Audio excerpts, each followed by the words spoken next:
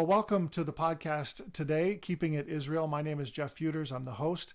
And today our guest is once again Danny the Digger Herman. Danny, welcome back. Thank you.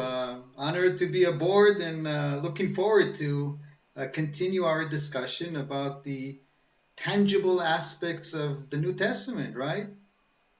Exactly, exactly. And now I want to just say here, if you're tuning in today and you didn't hear the podcast last week, you're probably going to want to go back and listen to that one. If not first, at least after you listen to today's podcast, because we counted down from 10.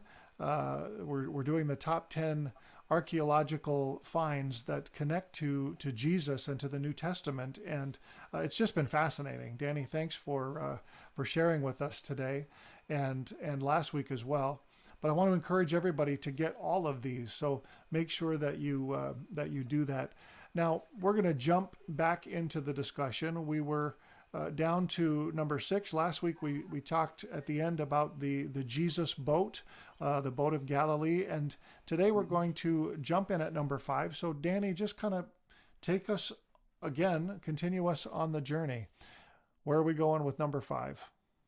Well, first of all, looking at the list, it also turns out that most of the first 5 topics were geographically up north.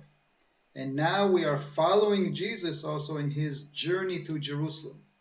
And imagine, Jeff, that route that he's taking from Capernaum through Bet Shean, Scythopolis, passing by Jericho, turning right, going up the mountains, and seeing Jerusalem from the top of Mount of Olives. Also today it's a breathtaking panorama, but imagine then when the temple stood there in full glory.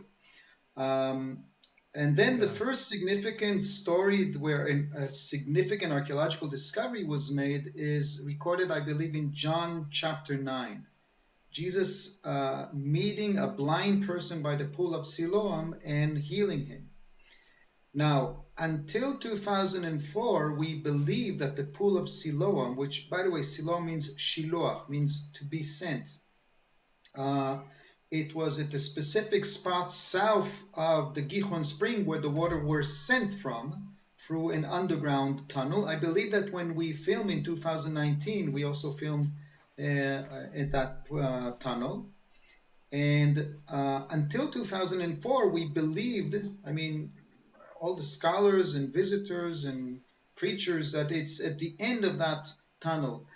But then, due to some flood that required cleaning up an area south of it, a team from the Israel Antiquities Authority, led by Eli Shukun, a friend of mine, we studied together archaeology, he found the real pool of Siloam, meaning he found another pool, but with clear shape and artifacts, dating material that date to the 1st century. So only in 2004 we found the real pool of Siloam, and that's the place where most likely this event took place. Okay, so help me out here. Are you telling me that the pool that I've been to numerous times is probably not actually the pool of Siloam? Well, depends which one you went to, but until 2004 there was a little, I don't know how to say it in English, like it was on a lower level. You had to go down a few stairs, and it was, I don't know, 2 meters wide, 10 meters long. There were some parts of pillars in the water, and archaeologists in the 19th century found a Byzantine church built over it, meaning already in the Byzantine period, Christians believed that that's the pool of Siloam.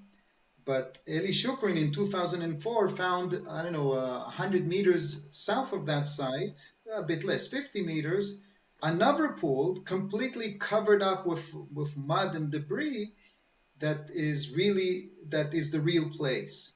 It originally had a 4 wide flight of steps leading to the center, but unfortunately we could discover only the corner because the rest of it is private property. But everything in the shape and in the dating material indicates that's the real pool of Siloam. And Very it interesting. also demonstrated what the pool of Siloam's main function was. You have to understand that every Jew that wants to express his devotion to God back then would do so by a pilgrimage to Jerusalem and offering an animal sacrifice at the temple.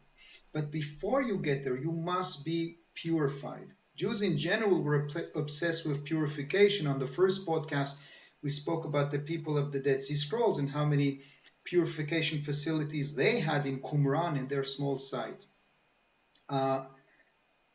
Before you go up to the temple, you must be pure as well.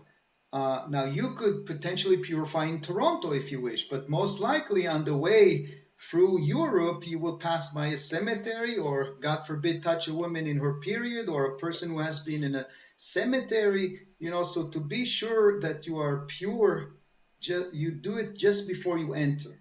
And there were several. Archaeologically, we found several purifying facilities around the Temple Mount, but the main one, the biggest, that was fed by the Gihon spring water was that pool of Siloam, and that's why it was so big and had a wide flight of steps. So what I think is that the context of the story of Jesus healing the blind man is that both of them were going there in order to purify, as they both wanted to go up to the Temple Mount. Now, there's an interesting question if blind people or impaired people in any way could actually enter the temple. There's not a clear reference to this in the Jewish halachic sources, but they were both there, and I believe Jesus definitely was there in order to purify, so he would be allowed into the Temple Mount. So really, if it was that a blind person couldn't go into the temple, then Jesus, by healing him, was doing maybe one thing more than just healing his eyesight. He was actually giving him access, giving him the ability to be able to purify himself and actually go into where the presence of God was. Yeah, I think totally. that's amazing. Yeah, that really is an interesting thought. Now, they also found from the pool the roadway, the Yes. ascent to the temple. Correct? Yes, the proof that this was probably a ritual cleansing before going up to the temple, and then you will remain pure till you enter, is the fact that we not only found the real pool of Siloam, but we also uncovered and are still uncovering a very wide striped avenue connecting the pool of Siloam with the entrance to the Temple Mount. And the size Yeah. of it and the scale and the grandeur of it indicates how many people walked up and down that specific stepped street, but it was also separated from the rest of the city. So it's like a pure path leading up to the Temple Mount. And they're still working on it. In the first stage, they found the sewer beneath it. It was also an important way to drain the city's filth out of the city. But it's so Hmm. big that people can walk through it. I've walked through it numerous of times. And also there they made interesting discoveries, not relating directly to the New Testament, but it proves how many fascinating finds can be made at these sites. So both the Pool of Siloam and the Step Street are amazing illustrations of another biblical narrative. First of all, John chapter 9, the healing of the blind, but also the general path that Jesus may have walked on that specific Step Street because he too was in the Pool of Siloam and he too was later in the temple. No question. No question. I'm sure. I'm convinced that he would have walked on that street, and it's interesting. There are so many references in the Tanakh, about going up to Jerusalem or up to the temple, and this picture, this visual of a roadway that ascends from the ritual cleansing pool of Siloam up to the temple is just it's just a vivid and phenomenal thing. Now you Yes. referenced a discovery made in the sewer. Um, Talk a little bit more about that. That was a small little, tiny little pomegranate bell. Ah, the Um, pomegranate bell. Well, they made a few what's discoveries. First of all, they found skeletal remains. There were Jewish rebels hiding in those passages later mm-hmm, on. We know from Josephus that decades after the time of Jesus, when the Jews rebelled against the Romans and it was a complete failure, some of them escaped through those tunnels. And we found pots, cooking pots that were probably with food for those refugees. And one very interesting item is a small pomegranate-shaped golden bell. Now, from the Mishnah, we know that the high priest had on his garments, among others, pomegranate-shaped golden bells. Are you suggesting that the high priest himself may have escaped through that tunnel? I mean, this is what it's again my friend Eli Shukran who discovered it. This is how it was presented. Not the fact, not proof, but a possibility that maybe even the high priests have used that escape tunnel. So many possibilities when you think about what may have happened back in those days. We're focusing here on the Pool of Siloam and how it connects to Jesus and to the miracle he did with the blind man, and also the fact that I believe Jesus would have, as a Jewish person, a good Jewish person, he would have cleansed himself, purified himself before going up to the temple, as anyone would have. And so he would have used the pool very, very likely, and used the steps going up to the temple as well. And Yes. the southern steps that we often visit just outside the old city walls there would have been kind of the ending of that roadway, right? Yes, and that was my choice Yes, also for number four, because besides purifying yourself, you had to do two more things before you enter the Temple Mount. You had to make sure that you have with you the sacrifice. And again, you right. can bring your sacrifice with you all the way from Toronto, but you might have to pay an extra fee on the flight or the sail or whatever method of transportation was back then. It's much easier to just buy the pigeon next to the market in Jerusalem.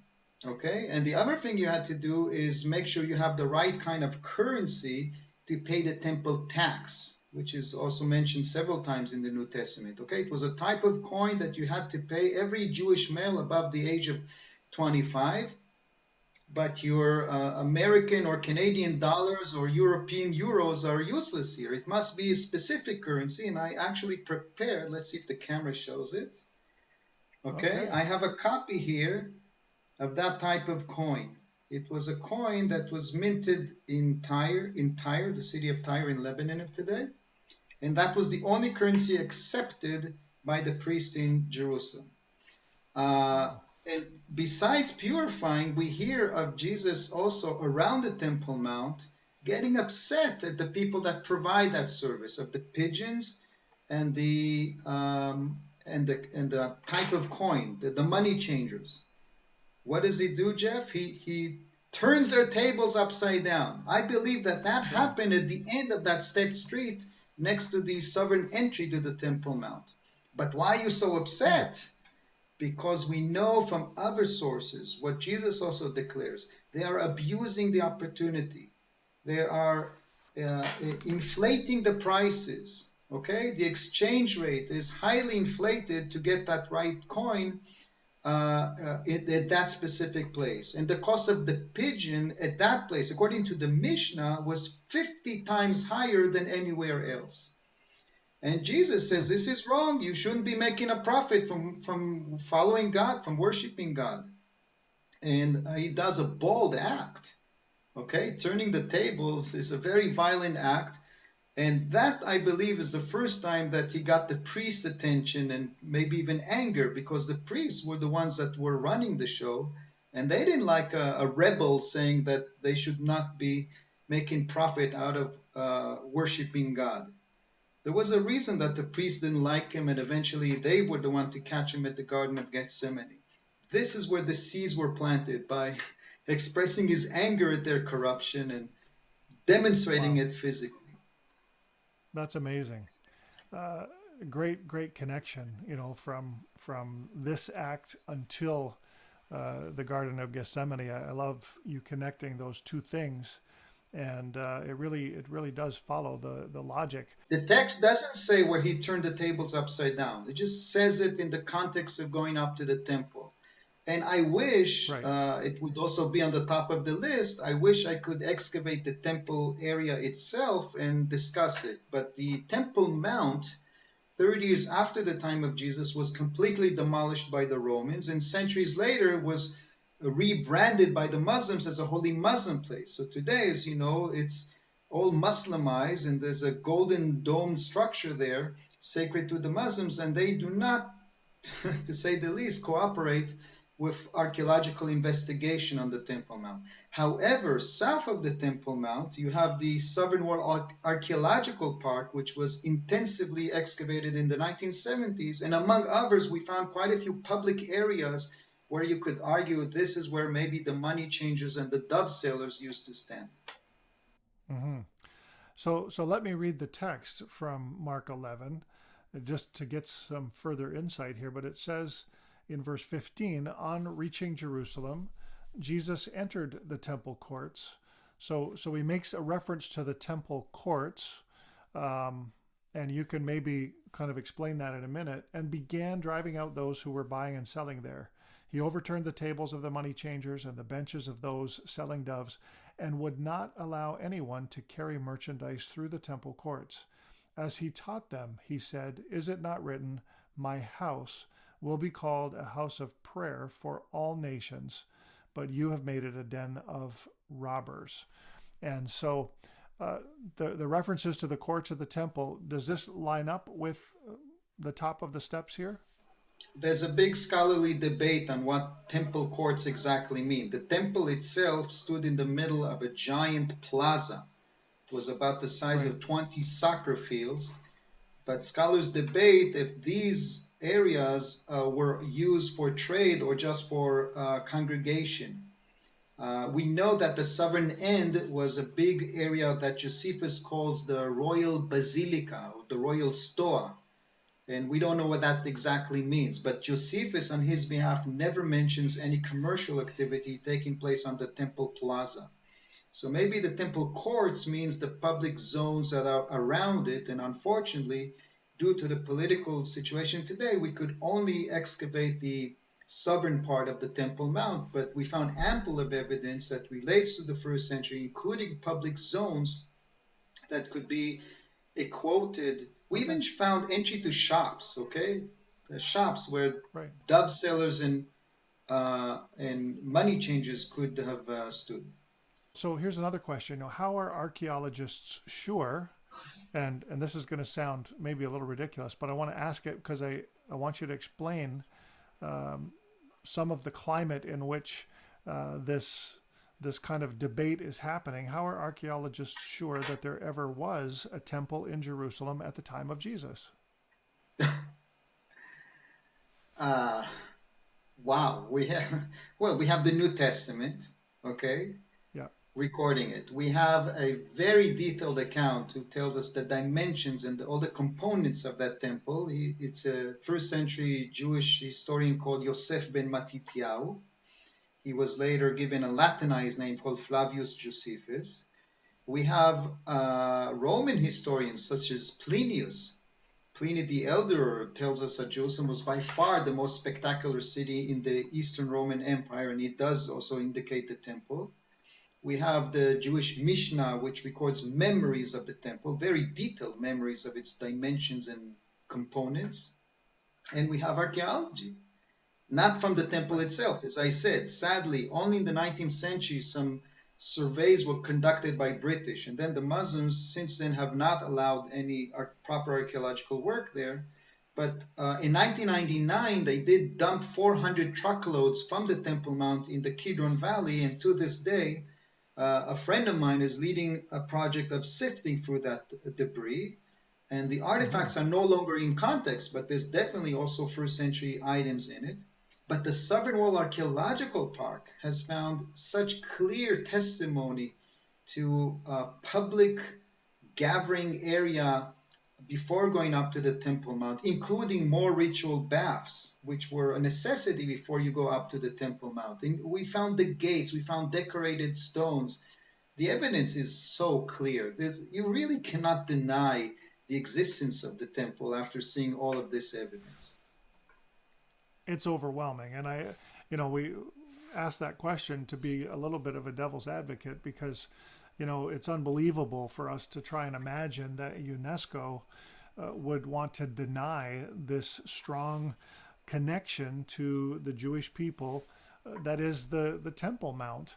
And, I get a little bit wild every time I think about all of these things that have come out of many of these discussions.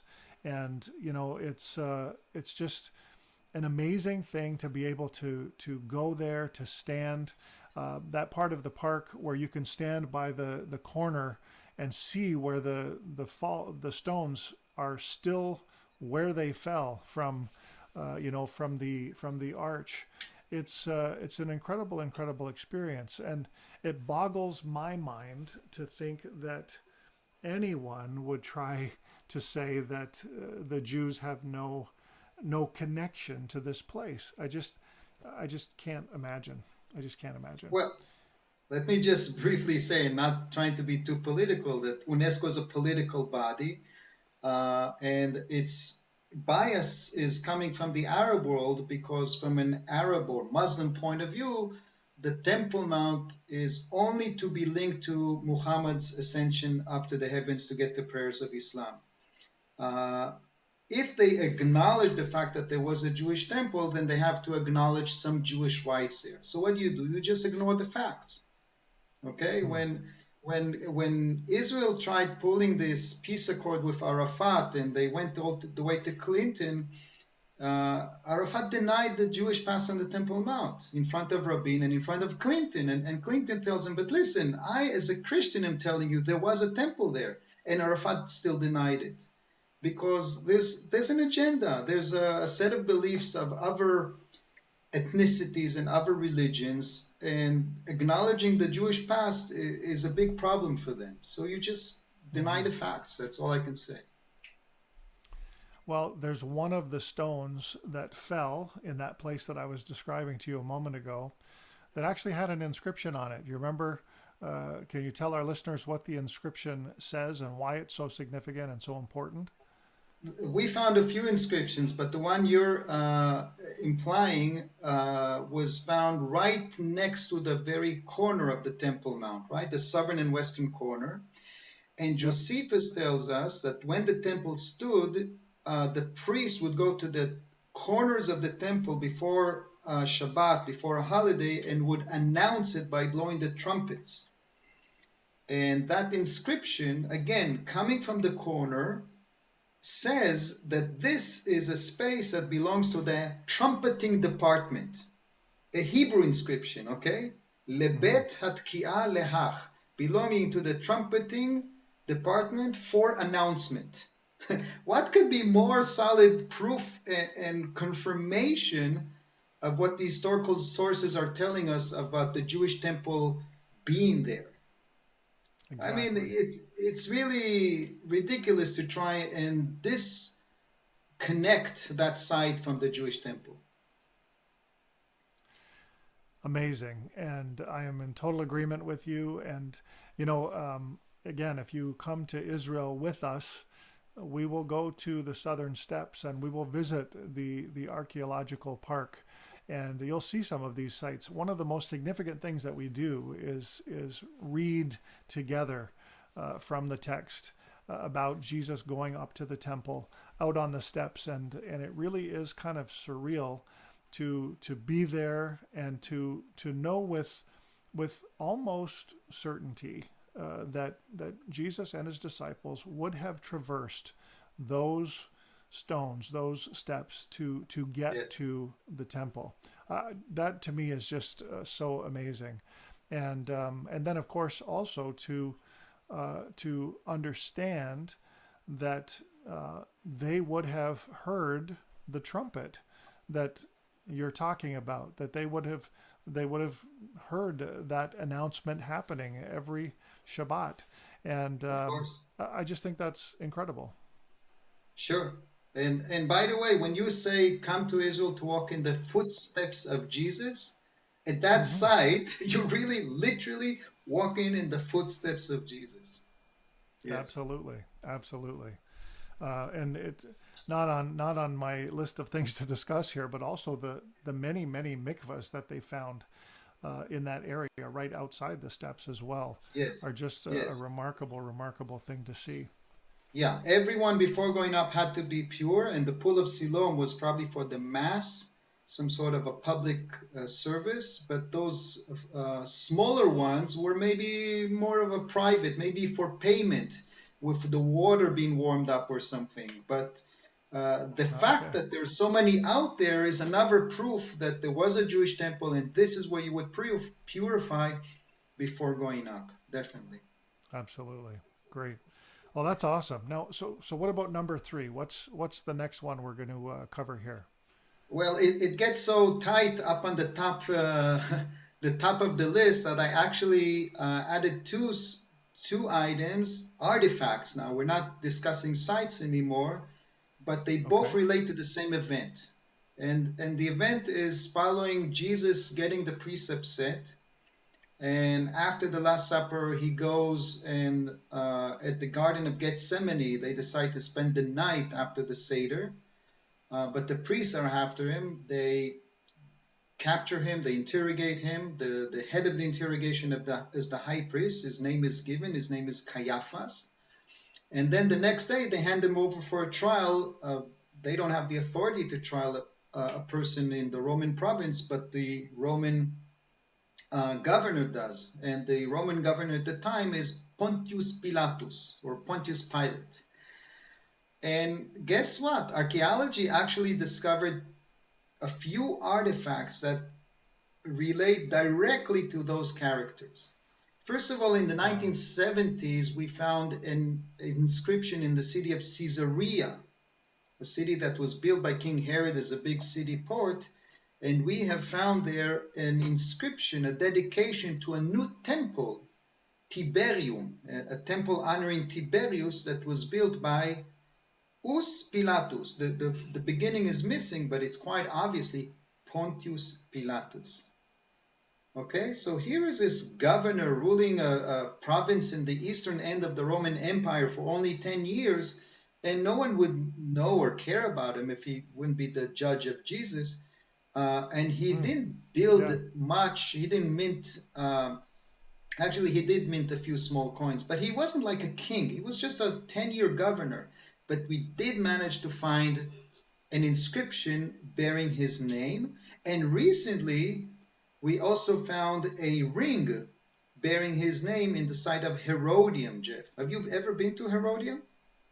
I have. It's phenomenal. As a matter of fact, when we went in, nobody else was there, and we had a really unique tour of the place. But it's just a phenomenal structure, and wow, so much of it that was just so mind-boggling. And then in the 1990s, another stunning discovery is made in Jerusalem, just south of the old city, when they're building a new road and a burial cave is uncovered.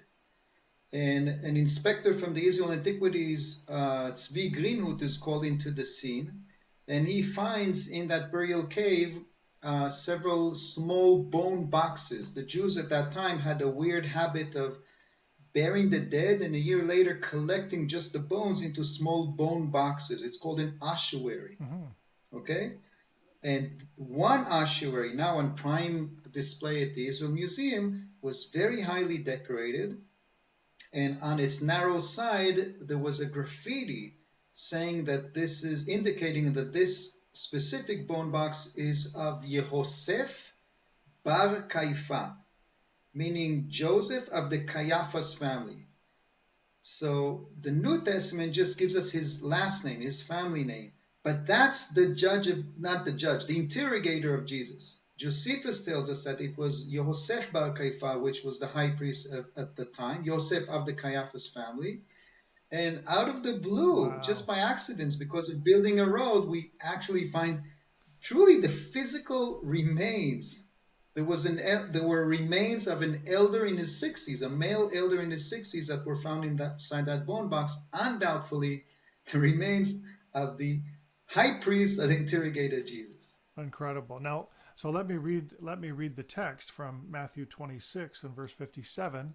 It talks about those who had arrested Jesus, took him to Caiaphas, the high priest, where the teachers of the law and the elders had assembled.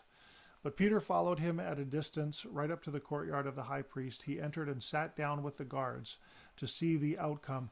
And the chief priests and the whole Sanhedrin were looking for false evidence against Jesus so that they could put him to death. And it's just amazing to make that connection. Now, so here's a question: what was the temple leadership like at the time of Jesus? Can you comment? Was there a problem with corruption? Had the priesthood become politicized in any way? In your You're kidding me, opinion? of course. Of course. Power corrupts, and Aha. also in religion. We know that from the time of the Maccabees, that the high priest was in charge of the temple tax coin. That was the big money. The Hashmonean kings at some point just took that title. They were both king and high priest, so they could be in charge of all that collecting those temple taxes. And later, under Roman control, it would be a specific family of high priests, which would be either appointed by the Herodian family or by the Roman governors. And there's no doubt that Pontius Pilatus and Caiaphas had a dialogue. He was getting a cut out of the money that they were collecting. Hmm. Um, and the fact that we find, an inscription of his own bone box, that's amazing, Jim. That's really amazing. Absolutely amazing. So this solid Now, solid connection to Caiaphas. Then, later in this story, we read about Jesus standing before the governor, before Pilate, and him asking him, "Are you the king of the Jews?" And Jesus says, "You have said so." And when he was accused by the chief priests and the elders, he gave no answer, the Bible says. Then Pilate asked him, "Don't you hear this testimony that they are bringing against you?" But Jesus made no reply, not even to a single charge, to the great amazement of the governor. And, we read the rest of the story. Uh, Pilate's wife has a dream, tells him, "Don't have anything to do with this Jesus person. I think it's a bad idea." And then Pilate goes out, and in front of all the people, he washes his hands and says, I find no fault in this man. I just, it's like he's saying, I can't really condemn him, but in the yeah. end, of course, he bows to the will of Caiaphas and the will of the people, and sentences Jesus to death. This seems to me like it was a Not the people. This is important for me to clarify. Not the people. It was the high priest and the Sanhedrin which really didn't like it. Now you're right the that when mob, he asks when he washes in hand, he asks the public, right? right? That's what Luke says. I think this was a recruited public by the high priest. An angry You mob, understand the an difference? incited mob. Yeah, Angry mob, but brought there by the high priest. They maybe even paid, like dictators bring, protesters to support them in rallies. I think that the public actually liked him. He was a rebel. He was standing up against all of this corruption, yeah, but definitely the authorities didn't like him. yeah. No, I would And I'm not the totally, only one saying it. I would actually totally agree with your assessment of that. I think it was a mob that was purposely incited by the Yeah. by the religious leaders.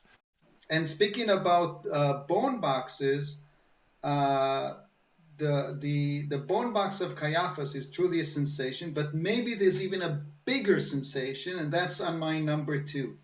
Okay, let's hear Okay, it. this discovery or this publication was announced also around the turn of the 21st century. It was a rather simple bone box, not highly ornate, unlike the Caiaphas bone box, but it did say on it, Yaakov Bar Yosef, Ahui de Yeshua. Okay, the language is Aramaic. Bar is Aramaic, not Hebrew. In Hebrew, you say Ben, son of. Hmm. Yaakov Bar Yosef means in English James, son of Joseph. And James, Joseph, um, Matitya, Yehuda. These are all very common names. Jews at that time were not very creative. They kept giving their children very similar names. In fact, Josephus mentions, I believe, about 30 people with the name Jesus. Besides the famous Jesus, there are 30 or somewhat more people in his time by the same name. Right. But the person boasts that he is the son of Joseph and the brother of Jesus. Okay, usually in an official statement on a bone box, you say they didn't have family names, so you just were identified as X son of Y. And this guy is saying, I am X son of Y and brother of Z. Why would you want to say you are brother of Z? Because Z is maybe an important person. Now let's read the names again. James, son of Joseph, brother of Jesus. They're all common names, but that specific combination is very, very, very interesting. And when it was published, it was speculated. Again, remember what I said in the previous podcast, that you cannot rule out the possibility that this is the very brother of Jesus, James, who lived in Jerusalem, led the community, died in the 60s, so he was still brought for proper burial in the custom of the time. Amazing. And if this bone box is authentic, that is sensational. That is sensational. That's a family member of Jesus, Jeff. I know. It's almost like reaching Jesus himself. But where's the problem? It was not found in proper excavations. It was published out of the private collection of Oded Golan, an Israeli, an antiquity collector, an engineer. And then he claimed that he has had it for ages, but only recently he had some Christian scholar looking at it and saying, hey, this could be the brother of Jesus. Like, I didn't even know what it was. This ended up, Jeff, as being the trial of the century in biblical archaeology. It went on for 10 years when the state of Israel accused him of a clever forgery. By the way, it went to Toronto. Okay. It traveled on a show in Toronto. Now I'm making that connection. I believe it was at the Royal Ontario Museum, as a matter of fact. Yeah. Indeed. And then it also broke on the way, and he claimed a lot of money from the insurance, and that was also supposedly part of the scheme, just to make a lot of money from the insurance. But is it real or not? And after 10 years of trial here in the Israeli court, they, I hope I'm using the right term, evicted him. I mean, they found him not guilty. They couldn't prove forensically that he forged it. Now, it doesn't mean that it's authentic. It just says that the Israeli court could not find proof for forging the ossuary. And I followed that case for a long time, and I'm of the same opinion. You cannot prove that it's a forgery. And if you cannot prove that it's a forgery, you cannot rule out the possibility that it's genuine. Now, how did Oded Golan obtain it, and when did he really get it? It's an interesting question. But if it's real, Jeff, this bone box is the bone box of the brother of Jesus. That is mind-boggling. That would be. And another mind-boggling discovery that I put in the same line as number 2 is another bone box found in proper excavations in 1968 after the Six-Day War, when Israel built up the northern part of Jerusalem in an area called the French Hill. And they found another rather plain bone box. On its side, it mentioned the name of the deceased. His name was Yehochanan, son of Chagakol, John, son of Chagakol. You never heard of him, nor did I. We know nothing about that person. Why was its discovery so important? Because in the bones inside the bone box, among others, they found the heel bone pierced by a metal nail. Yes. And when they examined it under microscope, they found traces of wood attached to that nail. That poor guy Yochanan, Jeff, ended his life on the cross. And this, Jeff, is the first and the only time ever to this day that we ever found evidence of crucifixion, of Roman crucifixion. Not that Jesus was given a special treatment. A lot of slaves were crucified at the end of the Spartacus revolt. A lot of Jews were crucified when the Romans came to suppress the Jewish rebellion. 2 thieves were crucified next to Jesus himself. Okay, crucifixion was not a special death punishment, but they probably later pulled the nails out because metal was very precious. And for some reason, this one specific nail was not pulled out. Maybe because it was bent. It was bent, and maybe they didn't want to defact. What's the word? To vandalize the body any further. So the one nail they left when they buried him, and we found that 2,000 years later, and it happens to be in the same city and in the same time frame where Jesus was crucified. Amazing. So I find that discovery also to be amazing, and that's also on prime display at the Israel Museum to this day. I've seen it. It's amazing. Okay? So 2 things.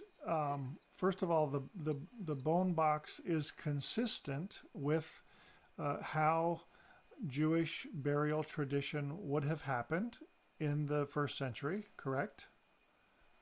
Yes. So Totally. We know that from the Mishnah also. The Mishnah tells us the process of taking the bones a year later, putting it in the bone box. And we have about 6,000 recorded bone boxes from that period. It was very common. A lot of people buried their dead, treated their dead in this manner. Only a few hundreds of them, they cared also to write the name of the deceased. And we already mentioned 3 of them. Right, right. And then secondly, the crucified man, the nail through the heel bone with traces of wood, are consistent with crucifixion. That was talked about at that time. We know that Jesus was crucified. And so these really are incredible discoveries that connect to not just the time of Jesus, but even the circumstances surrounding Jesus' death. Yes, it wasn't a rare, but it was a special Roman treatment to kill the person in the most humiliating way, to be nailed naked to a wooden beam in a public place in front of the whole city, to die in a slow and painful death. I mean, what are you dying of? It's a very slow and terribly painful death to humiliate the person, or in the case of Jesus, to humiliate the person that claims to be the king of the Jews or kingdom of heaven or whatever they wanted to humiliate him for. And here we have proof that this was really treatment done here. I don't know what was the guilt of this poor Yochanan ben Chagakol, but he did end up in the same way. Wow. Amazing. I just love how these discoveries are connecting. And, it's interesting. The James Ossuary, I remember when it came to Toronto, I didn't get the opportunity to get in and see it, sadly. But it has been surrounded by so much controversy, and to know that the courts have acquitted him in terms of saying that there's no way they can prove that this is a forgery, really does. I wasn't clear on how that had all resolved, and so it's still out there. It's still in question and still possible, is what you're saying, that this could be the ossuary of James, the brother of Jesus. Amazing. Now, I'm a little excited because we're getting to number 1 here. We're talking now about burial boxes and the crucifixion itself. But what about location? Yeah. What about location connecting to Jesus and his crucifixion? Talk to us about this last number 1 item.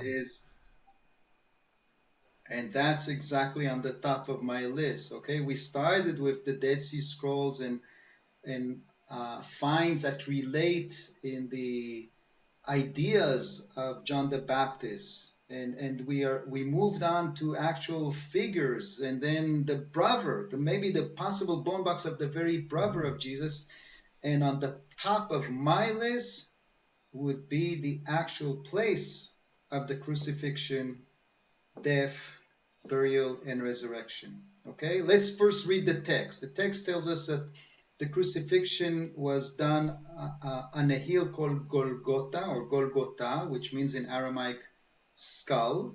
Sometimes you'll see it labeled as Would you Skull like me to Hill. read it? I have it. The book of Acts. Yeah, I Yeah, have it go right ahead. here, Mark 15. They brought Jesus to the place called Golgotha, which means the place of the skull, and they crucified him. Dividing up his clothes, they cast lots to see what each would get. It was 9 in the morning when they crucified him, and the written notice of the charge against him read, "The King of the Jews." And they crucified 2 rebels with him, one on his right and one on his left. Exactly. Now, in the book of Acts, I believe there's an indication that it was outside the city. Okay, the hill of the crucifixion was apparently next to an entry into the city, so it would be public. But maybe it was done outside the city because Pilatus knew that if there'll be a dead person in the city, it will be very unliked by the public. Okay, because we spoke about the obsession about purity, and the impurity of the dead is the worst type of impurity. So it was done Mm-hmm. outside the city. And then the Gospel of John tells us that after he is dead, they bury him, and the tomb was nearby. We don't know how close, but the fact that the tomb was nearby is very important for what I'm going to say next. Okay, but these are the 3 or 4 important marks in the text to locate that site.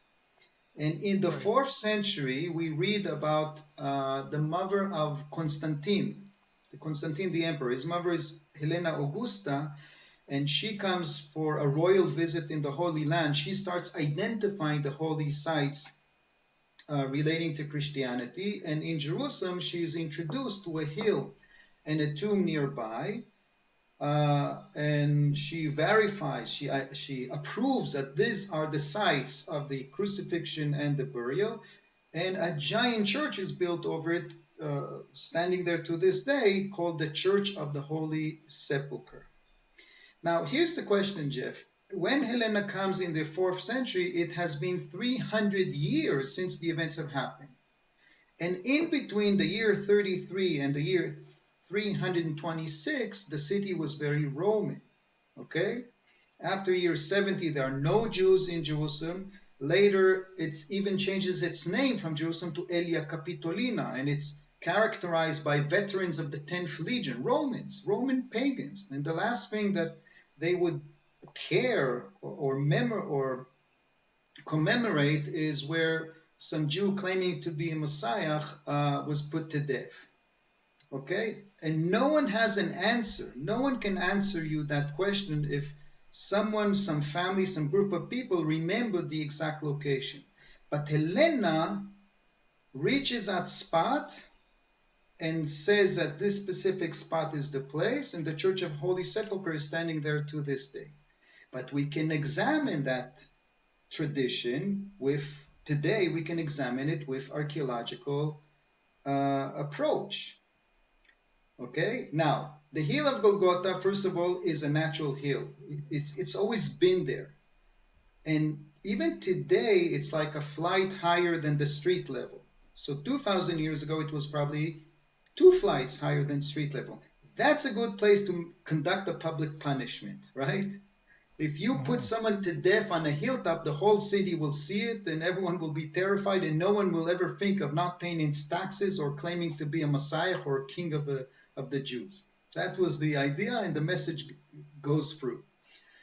But the tomb, and that's going to be the punchline, the tomb that is next to the hill of crucifixion, which according to John should have been next to it, by comparative analysis, I can prove that it is indeed a shape of a tomb typical to the 1st century. Okay, this is something that Okay. Helena couldn't do because she didn't take a class in biblical archaeology. She couldn't have done any comparative analysis like we did today. But she hit Right. the right spot. She hit a good candidate. She did agree that it's a 1st century tomb. And you could add another argument. I assume you've been into the tomb, Jeff, right? Yes. So maybe you describe it. It's a pretty simple space, right? It's got 2 rooms, and the second inner room has a ledge on the right side. That's Am I right. right? Correct. Yes. So next time you come, I'll take you to the Kidron Valley and I will show you similar types of tombs where you have a small, usually it's several rooms, not just one, and you have these ledges where you can put the bodies in.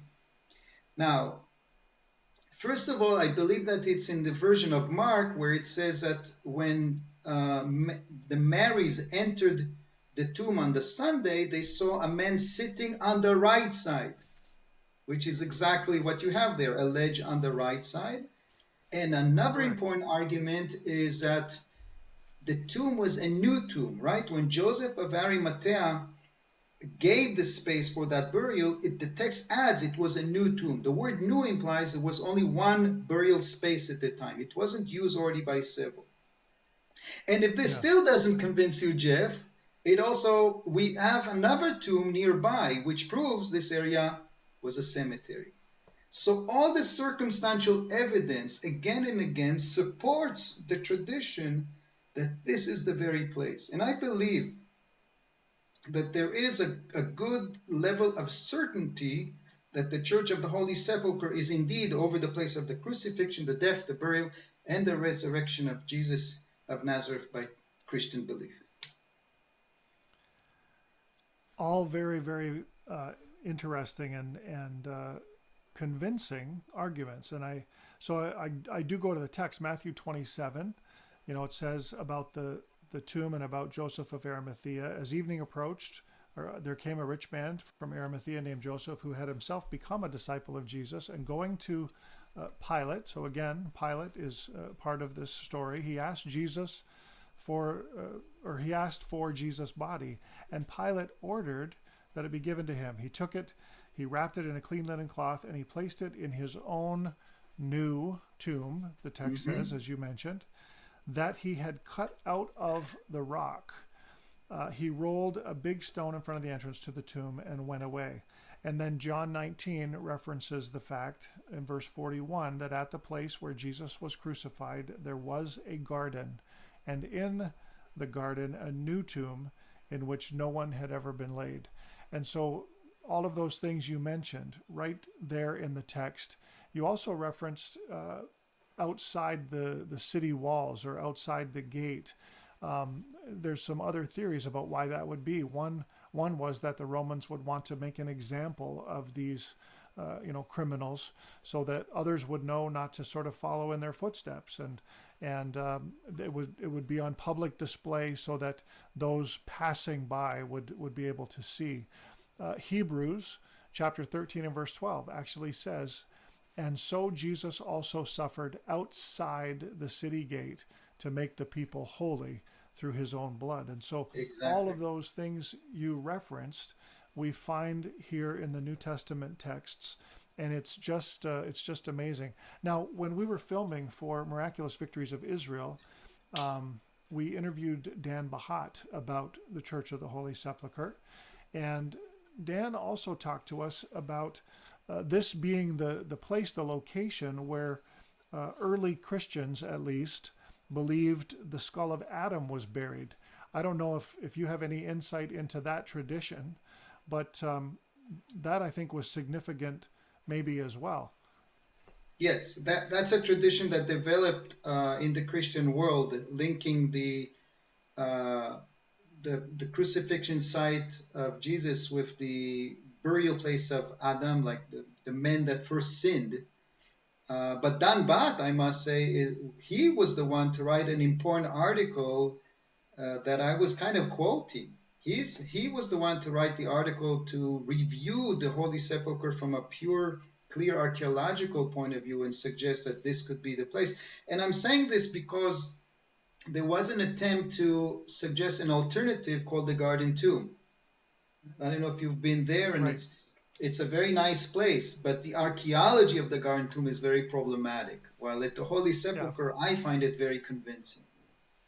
Of course, we've been there. We take all of our groups there, and I'm always careful to explain to them when we go that we like the Garden Tomb for a number of reasons, but one of them is is that it's a place where you can get some privacy, where you Yeah. can have a little bit of a gathering with your tour group. You can do some significant things like have communion together and have a bit of a service. However, I have come to understand, even though I think in my early days of going to Israel, I would have been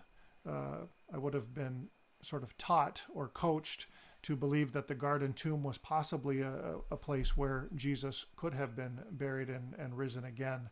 However, having studied the archaeology and chatted with people like Danny and yourself and others, Yeah. I've come to understand that there is a much more solid archaeological case for the Church of the Holy Sepulchre and the tomb there being the place where Jesus was both Indeed. crucified and buried and rose again. Now, I say that I like the other site better because it's quiet and it's nice and it's pretty and it's Totally. not like jammed with people. And the Church of the Holy Sepulchre, they've built these massive structures over top of where these archaeological finds were, and so Yes.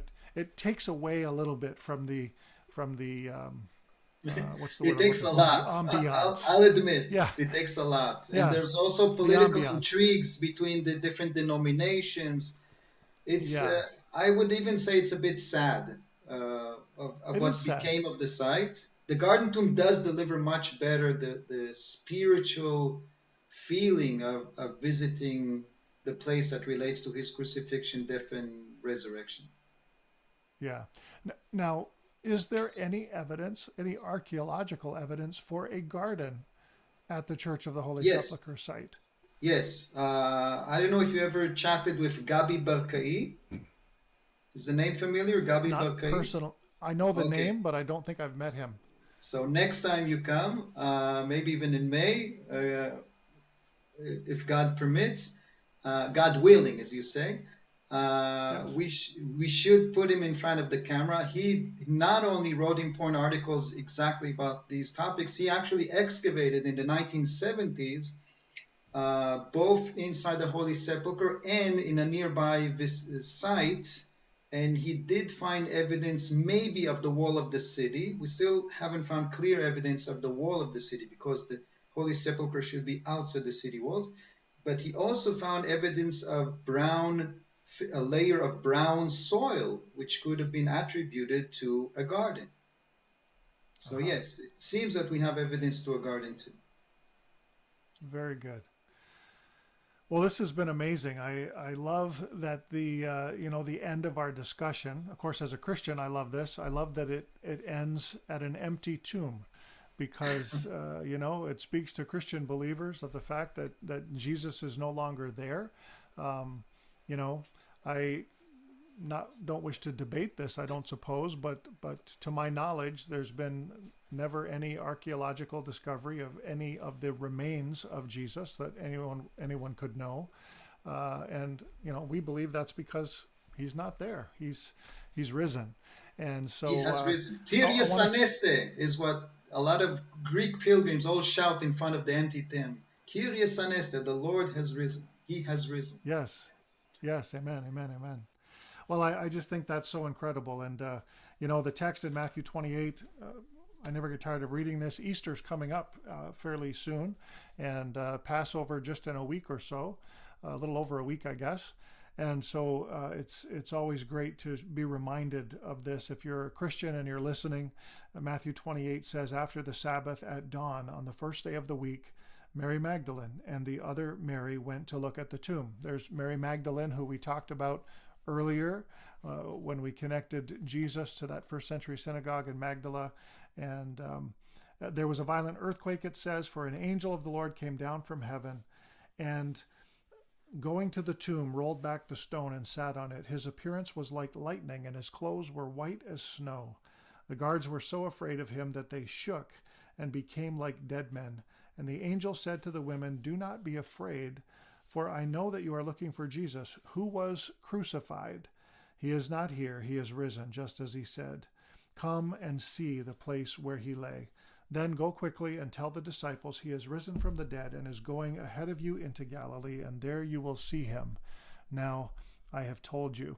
And I just appreciate so much the conversation that we've been able to have, and how from an archaeological perspective, you as an Israeli Jew can help us make the connection to some of the proofs that what the New Testament shares could be true, right?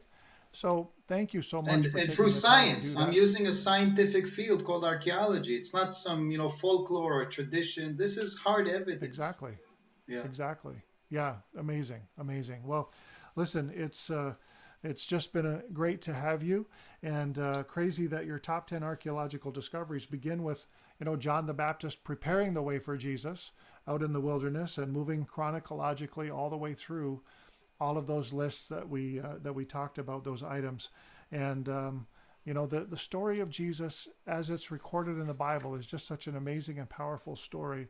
But when we can connect it to actual archaeological finds and artifacts and inscriptions, as you have been able to sort of bear out for us, then it just makes it that much more alive and more real. So thank you so much for taking the time with us today, Danny. Thank you. It's been a pleasure and an honor to be on your show. Well, we really appreciate it. And what I want to say is I hope that the next time we talk, it can be together over makluba, maybe, or some other meal. Or some good hummus. In Jerusalem. Amen. Yeah, Amen. Exactly.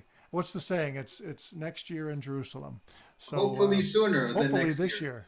Hopefully this year in Jerusalem. Amen. Exactly. Yeah. Thanks, Jim. Danny. God bless. Okay, bye-bye.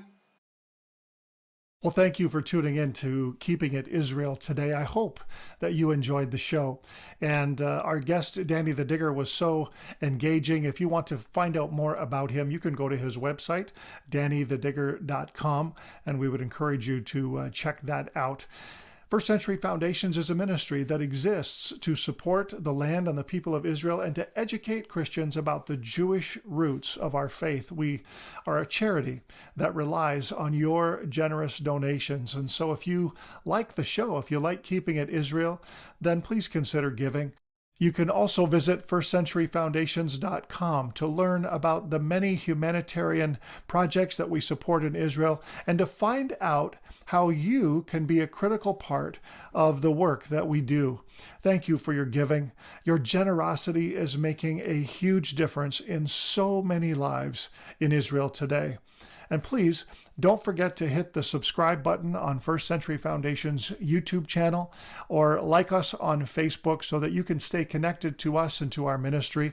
We also ask if you're listening to this podcast on one of your favorite podcasting platforms that you would subscribe to the podcast there as well. All of these things help us, and if you went and left a review, that would even be so much better. Hey, the land and the people of Israel, they have a special place in God's heart and a critical role in history. More than ever before, we want you to remember, as Christians, we stand with Israel.